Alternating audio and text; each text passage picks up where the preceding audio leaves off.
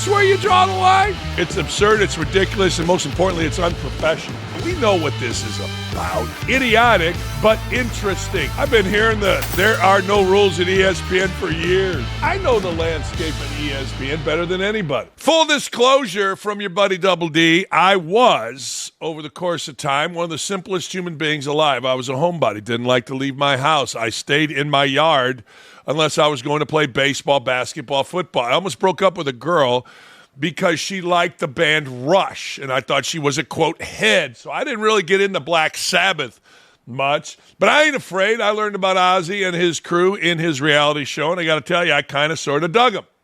Rest in peace, Ozzy Osbourne. Was he the Prince of Darkness? Black Sabbath, though I did like, not going to lie, quietly in my own way. All right, let's get into what we are here to do, give you insight on stuff going on in and around the world of sports. Social media, politics, you name it, we give it to you. There is a man named Bomani Jones. Now, you may not know that name, or you may vaguely recognize that name. He was given every platform at ESPN. He was good. I'd always thought he was good. He had a podcast out of, I believe, Durham, North Carolina. ESPN swooped him up the right time with Bomani Jones. He had, what he and others, some viewed as a coolness about him. You know what I'm saying? Think about radio DJ circa 1976, Wolfman Jack, that type of thing. He was given every platform and failed miserably. Given his own show on ESPN, failed miserably. Nobody watched. Given his own show on ESPN TV with Pablo Torre, failed miserably. Nobody watched. He continued to over and over again get chances because he was aligned with the cool kids, the Mina Kimes of the world, the aforementioned Pablo Torre, led by the nose, as they all are, by Fat Dan Le Batard, and his sidekick Little Knee Pads. But Bomani Jones' talent always wins out, and Bomani Jones fell out. Probably made a lot of money.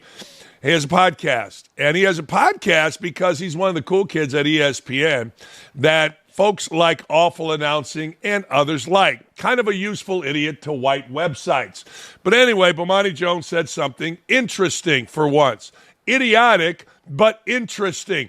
There is a show called 2.5 Men, and in 2.5 Men, well, everything revolves around it if you really watch. And one of the things is, that's where you draw the line. Like things are so absurd somewhere, but you draw the line on that absurdity as something minuscule. That's how I felt when I saw this by Bomani Jones. Woke gasbag is what we call him, Bomani Jones. In a latest chance to go at Shane Gillis, because Shane Gillis didn't bend the knee to folks like Bomani Jones, didn't bend the knee to the woke crowd, didn't bend the knee to the crowd that gets where they get because of the way they look, not the talent that they have. Shane Gillis didn't bend at the ESPYs. Well, there are officially no rules at ESPN, is what Bomani Jones said after Shane Gillis. Really? That's where you draw the line? Shane Gillis on the ESPYs is where you draw the line? You don't draw the line on the idiocy of Elle Duncan and her political protests on ESPN? You don't draw the line at Big Fat Perkins' obnoxious, sexist, racist rants? You didn't draw the line when Big Fat Perkins said, hey, no black people should vote for Jokic? You didn't draw the line there. You didn't draw the line when Elle Duncan and others broke into the NCAA women's tournament to protest something they called Don't Say Gay, which is not what a bill in Florida was called. You didn't draw the line there. You didn't draw the line when the same aforementioned, and we'll get to her in a minute, Elle Duncan said, like a woman's trip in Cancun, there's no D. Well, there's no D for them ugly broads, but for the hot women, there's D everywhere. And for the hot dudes, there's P everywhere. You know what I'm saying? Doesn't have a problem drawing the line, Stephen A. Smith and his idiotic racist / moronic political rants? You don't draw the line by Stephen A. Smith saying Trump is diverting? And he is, Trump's covering for Jeffrey Epstein? You draw the line at Shane Gillis not bending the knee to you and your woke little buddies? That's where you draw the line? Hey, cool. Hey, I get it. Man, that line that Shane Gillis drew, that thing's down here. The idiocy of Dan Le Batard, the stupidity of Elle Duncan, the moronic women of ESPN, And you draw the line at Shane Gillis? That's where you say there's no rules? Child, please. Child, please. Here's Bomani Jones. Look, I worked for in various capacities ESPN for about 20 years, right? Like I've known what you can and can't get away with. I've been there for the ebbs and flows of the things that you could do, whether it be digital or whatever it is, right? Like I've seen all the changes. This is wild, right? Like this is now, there are officially no rules as long as you're talking about stuff that doesn't really matter, you know? Because like talking about stuff that matters, that there's less of that. And look, they've concluded that people don't want that. Correct. Okay, and then they can't control anything else that anybody does because you can't control what McAfee does, right?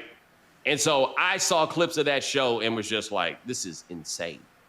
I don't know anything that's going on over there. Really? That's where you caught it? No politics at ESPN, and then Elle Duncan and every DEI hire posting pictures with presidents. Mina Kimes endorsing the craziest, wackiest, most ridiculous mayor, Karen Bass. But you draw the line at McAfee? Because McAfee has what? Aaron Rodgers on the show? No, it's pretty funny. It's actually very funny. This is where we draw the line, at the white guy. We know what this is about. You think Bomani Jones, who is way down here on the totem pole, and Stephen A. Smith way up here is going to touch Stephen A. Smith? Bomani Jones is lobbying to be across the desk from Stephen A. Smith. That's how I read this. I know the landscape at ESPN better than anybody. Better than anybody. And I got a phone full of black and white folks saying, can you believe this stuff? Way before Shane Gillis. Can you believe the change at ESPN? Way before Shane Gillis.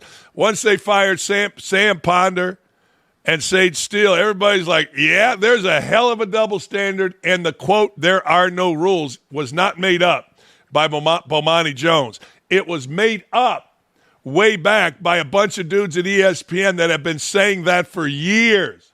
But hey, you got a white guy on stage that didn't genuflect, that didn't bend the knee to the woke world. So that's where we got no rules at ESPN. Hey, man, that's some funny shit. If you only knew how funny. If you only knew how dumb the comment by Jones is to people that have actually worked at ESPN. I mean, you got two guys, Mike McQuaddy or Quaid or whatever the hell his name is, and Burke Magnus cowering in Building 4 for the last 5 years, all since post-George Floyd.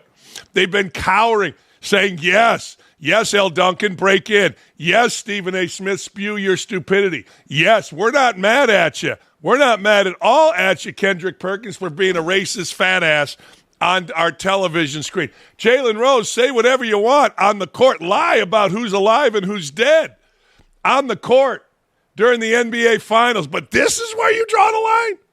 Shane Gillis is where there's no rules. No, you heard it. Finally got to you. I've been hearing there are no rules at ESPN for years. Years. And everybody knows it. Of course they know it. But this is where you draw the line? That's some funny shit. Now, I like Bomani Jones. I do. But damn, son, you draw the line at Shane Gillis, not at the other madness that's happened at that place? Woke announcing's very woke announcing. See what I did there? It's not awful announcing. It's woke announcing. Yeah, it is not hard at all to trace a line from McAfee's arrival to Gillis's run at ESPN's host. Bomani Jones believes that is true, not just in tone. See, tone is the beautiful one. How's Stephen A. Smith's tone? How's Kendrick Perkins' tone the other day when he was on a social media post MFing numerous people? How's his tone? Shane Gillis didn't genuflect. But the subject matter and crassness that McAfee made okay at the worldwide lead. Oh, please. That crassness, when you announce, as Jalen Rose is, that a man was killed by police that wasn't killed by police on the court at the NBA Finals, when you openly lie and race bait, that's crassness. That is awful. That is actually somewhat important. Shane Gillis making fun of you idiots at ESPN and the way you idiots have conducted yourselves at ESPN and the world that we live in and the way idiots have conducted themselves in the world was good. I didn't think it was particularly funny, but it was ballsy, and I celebrate ballsy. This is where you draw the line. right here? Man. Most people, though, would be singing a different tune if everything was off limits, but that just simply isn't something we've come to expect with all the internal pressure that has been applied to people in the buildings at Bristol, at ESPN, on campus. The white dudes are walking around scared to death. They know they can't say nothing. Hey, all you got to do, if you could, is spend one day outside the makeup room, the green room, and listen to the stupidity, the unprofessionalism. You want crassness? There you go. I haven't been there in a while, but I saw it at the end of my reign at ESPN, and I hear it all the time from people there. It's absurd, it's ridiculous, and most importantly, it's unprofessional. But we draw the line at Shane Gillis. Oh, all right. That's cool. No D on a girls' trip. Nah, that's great. That's not even in the top 10. And that has nothing to do with McAfee. This was way before McAfee. I mean, how many DUIs did Jalen Rose get? One, for sure. They told us, hey, man, be careful. Don't even put anything in a tweet. I got called in. I told you this before. Sitting there in my hotel room before the Ohio State-Michigan game, I think I was getting ready to do. Biggest college basketball game of the week, ESPN. I had to talk to Norby Williamson, vice president, because of a tweet I sent to two friends of mine, Brad Clapper and Dane Fife. What does this mean? I don't know what it means. It will mean nothing. Not racist, not sexist, not offensive, nothing. It's a little thing among the three of us. Jalen Rose is on talking about who died, lying. Perkins is telling white people or black voters, you can't vote for a white guy. But we draw the line at Shane Gillis. Good for you, Bomani Jones. At least we're talking about you, finally. Hey, you enjoying the show? Of course you are. Make sure you head on over to youtube.com/@OutKick/videos to like, comment, and subscribe. That way you'll never miss any of the great action here on OutKick, whether it's me, whether it's Ricky right after our show, Hot Mike, Clay, Tommy. Got a great show here. Riley Gaines, who, by the way, is going to join us coming up here in a little bit to discuss all things going on in the world. She'll be joining us at 9:40. Hey, speaking of the aforementioned Elle Duncan, pretty good article by Bobby the other day. ESPN has a problem, man. ESPN has an Elle Duncan problem. It's not a shock to anybody watching this, but ESPN claims to be nonpartisan. In reality, it only penalizes conservative voices. We know that, and we will continue to fight for those voices. We will continue to fight for the Sage Steeles of the world, the Sam Ponders of the world. We will. While liberal commentators face no consequences when they go political, we've seen that forever. Man, we have absolutely seen that. Double standard not only undermines ESPN's brand, but also signals a broader bias when half the country leans Republican. Why should only Democratic commentary be permitted at ESPN? Because Republican is not. Now, ESPN can lie, they can say whatever they want, but everybody in that building, and as I've said, I got it right here on my phone, will tell you, oh, man, if I said that, oh, man, there's a whole pack of crazy-ass liberals running ESPN, and the bosses are too chicken shit to do anything about it. It isn't about, and it has never been about, as I came to find out, talent at ESPN. It's whose ass you kiss, which side of the aisle you're on. Now, the side of the aisle came to the forefront post-George Floyd. The white dudes in Building 4, as I've told you, scared to death. But anyway, why should why is liberal commentary permitted? It's an interesting question. Like, what is so bad about a slogan, Make America Great Again? I know what you're going to say. It symbolizes. What does it symbolize? The only thing I've seen people do with Make America Great Again is attack it. On airplanes, wearing hats. I don't know. What have MAGA folks done? The MAGA movement under Donald Trump has, well, raised our economy to historic levels, lowered our immigration to incredible levels, never seen before low levels. I don't know. Gas here's down, for those of you wondering. Food prices down. I don't know. Maybe I'll get one of these wrong and you all nitpick it, but America in 6 months is far, far, far better. So what exactly is ESPN mad about? I don't have the answer to that. I honestly don't. Like, every one of those guys in those big buildings at ESPN, those guys and girls voted for Donald Trump. Bet your money. Bet you anything you want. Now, there's no way to find out, but there is absolutely no doubt in my mind, knowing them, having had dinner with them, some of them, that that's what's happened. 100%. They all think this movement is bullshit. They all think Elle Duncan is full of shit, but they feel there's nothing they can do. Of course there's something they can do. Fire her. Well, you're racist. Good. Call me racist. Go over there in the corner. Most ESPN talents, including those far more valuable than Elle Duncan, walk on eggshells. They do. Everybody does. You can't say nothing there. She is on air making dick jokes, praising Michelle Obama, criticizing Republican legislation, lying about it. I don't know if she's black or not. I guess as a liberal black woman, Duncan knows she can get away with comments and, of course, actions others in the company simply can't. And frankly, usually it's like, well, you know what? You're uber talented. You can get away. That's not the case here. There is nobody at that place that can't do what Elle Duncan can do. No, everybody that is there. Every single woman that is there can do what Elle Duncan can do.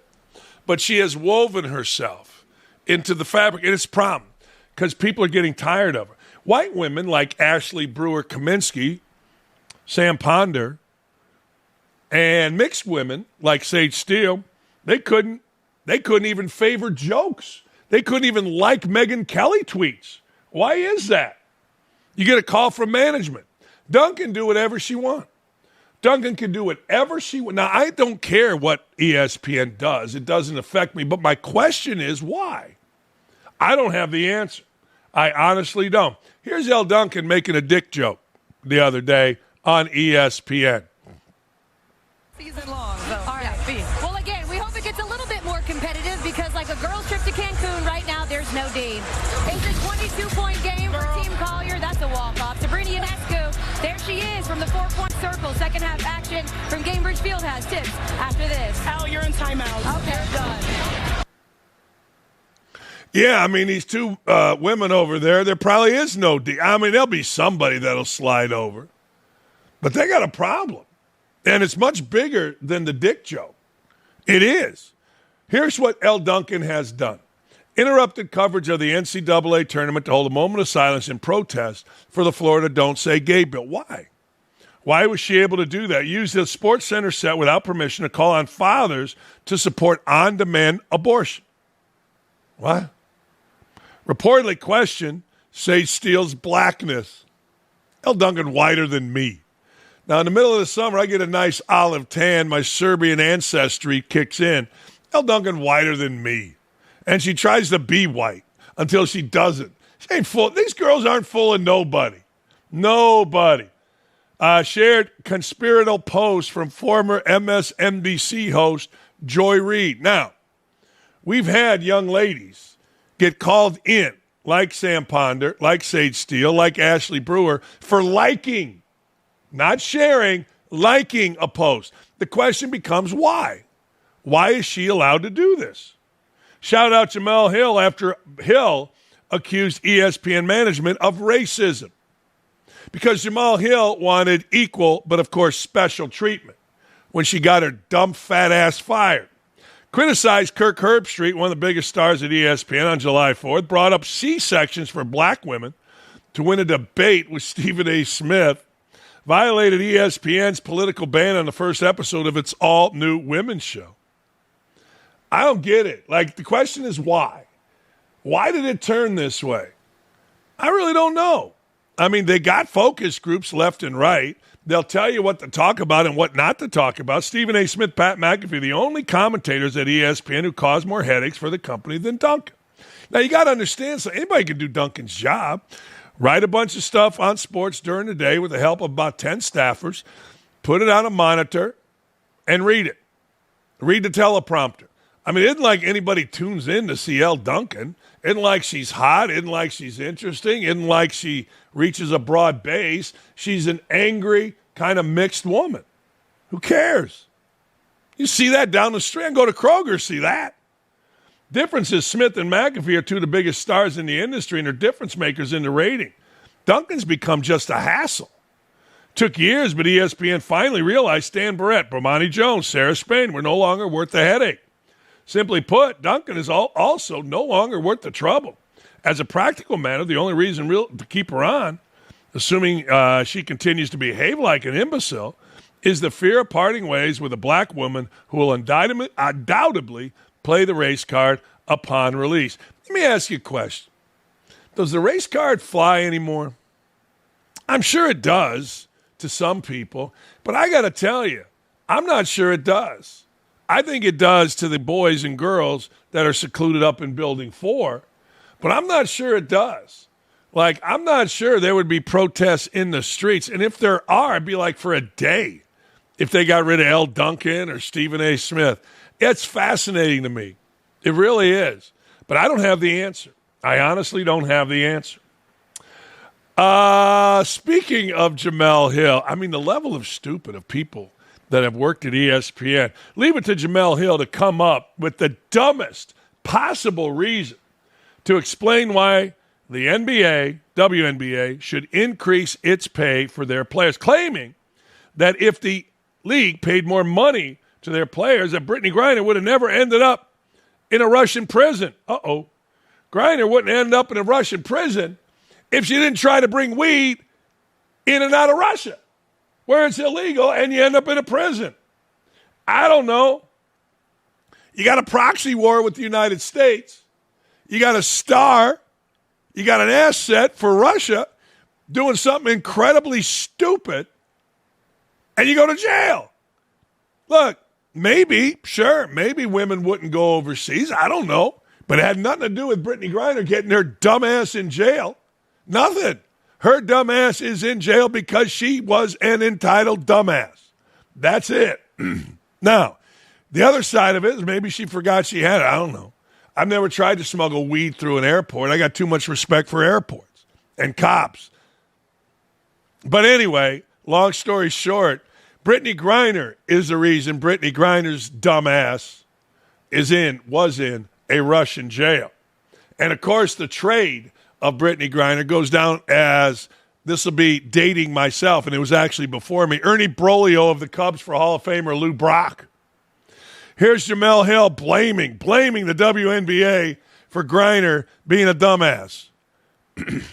You want to make sure you pay them enough, at least so that they're not going overseas. What does it say about the salary structure in the WNBA that the whole reason that Brittany Griner was playing in Russia is because in Russia, that has not so good of a record of human rights, pays their women's basketball players better than they do here in America. That's the whole reason why she was there. That's why Diana Taurasi was there. That's why many of them go overseas. They go overseas to countries that have terrible human rights violations because they actually could get paid what they're worth in those countries and not in this country. Wait a second. We got human rights violations, but we pay women more. Okay. I get it. You can tell by the way she said this. She didn't know what the fuck she was talking about. She had no idea what she was talking about. But she had a point to make, which is one of the reasons the WNBA should pay. Look, hey, Brittany Griner decided to do what Brittany Griner decided to do. That's it. Look, if I'm a league, I can't say, well, I don't want my players going somewhere else. I'm running a business here. I got to pay my players what my league can afford to pay my players and still turn a profit and run, regardless of whether, some dude goes over there, decides to put pot in her bag, check in to an airport, and figure it out later. I mean, let's be honest. All right, let's talk about that trade. I love the Griner trade. Brittany Griner released in exchange for Russian arms dealer Viktor Bout. Here's the deal. Brittany did average 17.7 17.7, 7.5 rebounds, 1.8 assists, 2.7 blocks. Those are her career averages in the so-tough WNBA, where my fat ass at 62, going to be 63 next month, could average 20. Here's what Bout did. Bout, he fueled armed conflicts across the world. Liberian civil wars, Sierra Leone civil war, Angolan civil war, and the Second Congo War. Hey, but Brittany Griner in the lesbian league averaged almost 18 points a game. How about that? Yeah. We showed him. Bout reportedly earned $50 million off his arms sales race. Bout, directly responsible for the death of millions of people across the world throughout his arms sales, while many being child soldiers. The trade, of course, was finalized by vegetable-in-chief Joe Biden, who saw a black woman in an opportunity. Look, I was one of the ones leading the charge. Like, why is Brittany Griner still in jail? And good for Joe Biden for getting her out. But, damn, that trade seems lopsided. I went to see Brittany Griner the other day play against Caitlin Clark. My God, woman. Anyway, the WNBA was not capable of paying players like Griner more during that time period. There was no Caitlin Clark. The damn league was bleeding millions of dollars. But because Jamal Hill and others say, we should have paid him. All right. And now some of these WNBA players are going this route. If I said to you, as a WNBA player that wasn't Caitlin Clark or maybe even Brittany Griner, do you know who I am? 99.9 of people would say, hell no, who are you? Well, I got to tell you, it was pretty funny. This little boy or girl named Courtney Williams, she looks like a boy with pink hair, wearing a wife-beater shirt for a night out after the WNBA All-Star Game. After the WNBA All-Star Game, this girl decided she was going to go about the business of going out with her peeps. Bodyguard didn't let her in. Bouncer at the door said, no, we ain't doing that. It's pretty funny. Security guards, like the rest of America, have absolutely no idea who these women are. Now, Griner, they might because she's big, and Caitlin Clark, they might. At the ESPYs, comedian Shane Gillis, much to the dismay of someone named Bomani Jones, proved it when he cooked up the fake story about a black woman in the crowd that was a WNBA All-Star. The crowd gave the woman a big round of applause. It turned out to be a random black woman who is the wife of Gillis's podcast partner. The idea is, you all don't know who none of these women are. Well, neither did this guy. This is a bouncer at a club in Indianapolis. Like, damn. I mean, this girl, Courtney Williams of the Lynx, is on her stud bud stream getting denied access to a club, and she throws a little bit of a tantrum. Look at this dude. Now tell me this isn't a dude. Look at this. Hey, boss man. Y'all got a section? Yo. It's down here. That is. No, but we with Angel though. With section, they gotta go. Everybody gotta go there. They gotta verify who y'all are. So where the section's at? And I get the guys who's supposed to bring y'all in.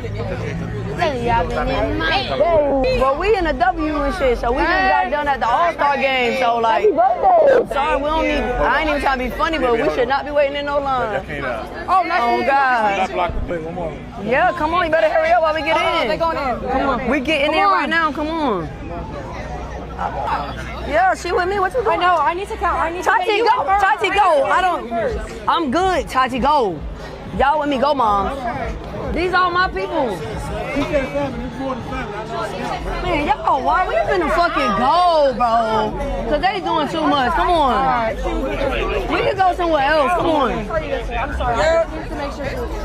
Come on, bro. Go. We go. They just talking about, oh, we can only have 7, huh? What are you talking about, man? That's crazy to me. Where you going? We all get it Sports Illustrated. We too deep. Sports Illustrated. We don't gotta deal with this shit. This ghetto ass shit. Come on. The ghetto as fuck. Apparently, she signed at Florida and played at South Florida. I don't know. Maybe she got grades just because. This is a college-educated woman.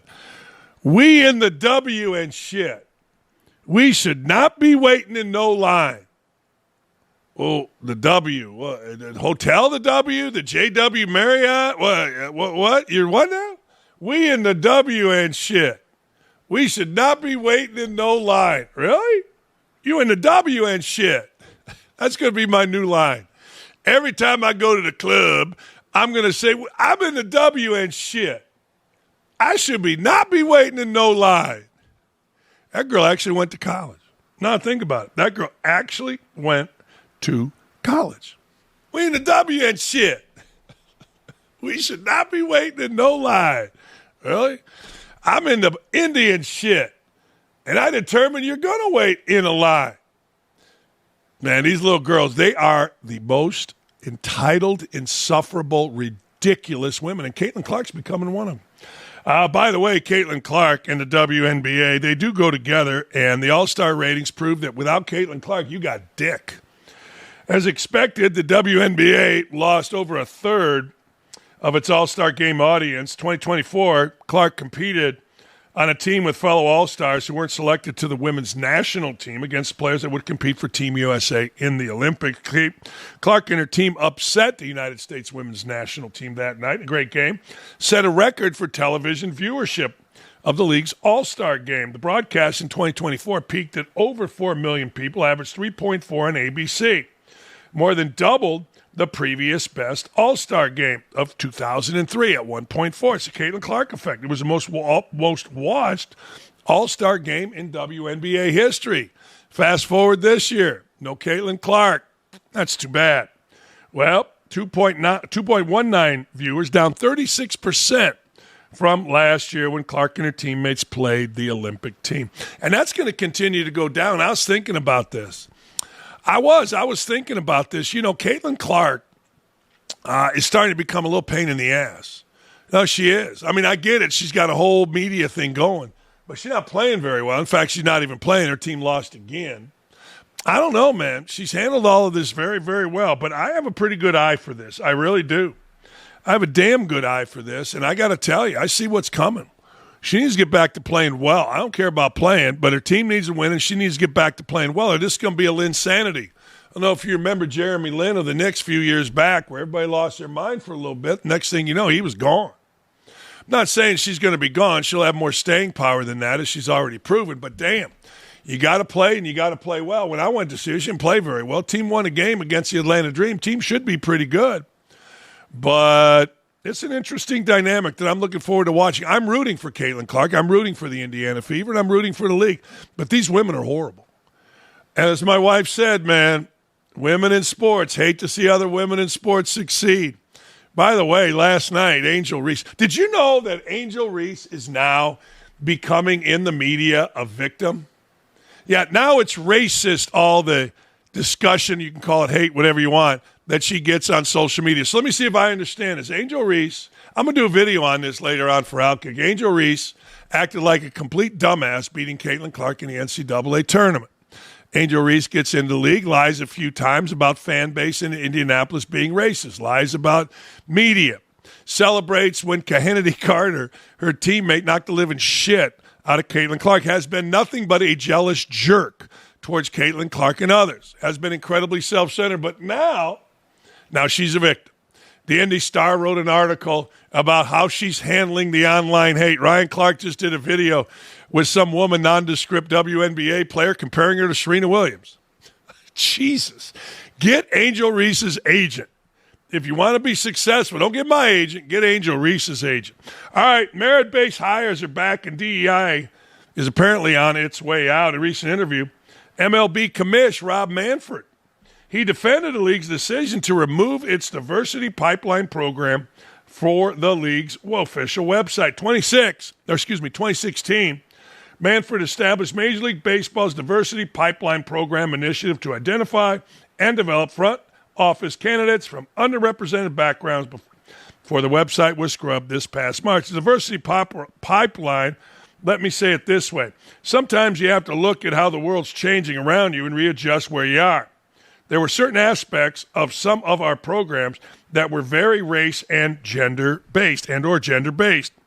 We know the people in Washington felt it was important that we passed our programs in a way to make sure that we can continue on with our programs, continue to pursue the values that we have always adhered to without tripping what could be legal problems that interfere with that process. You know, that's a judgment, my judgment. At the end of the day, I think I made it right.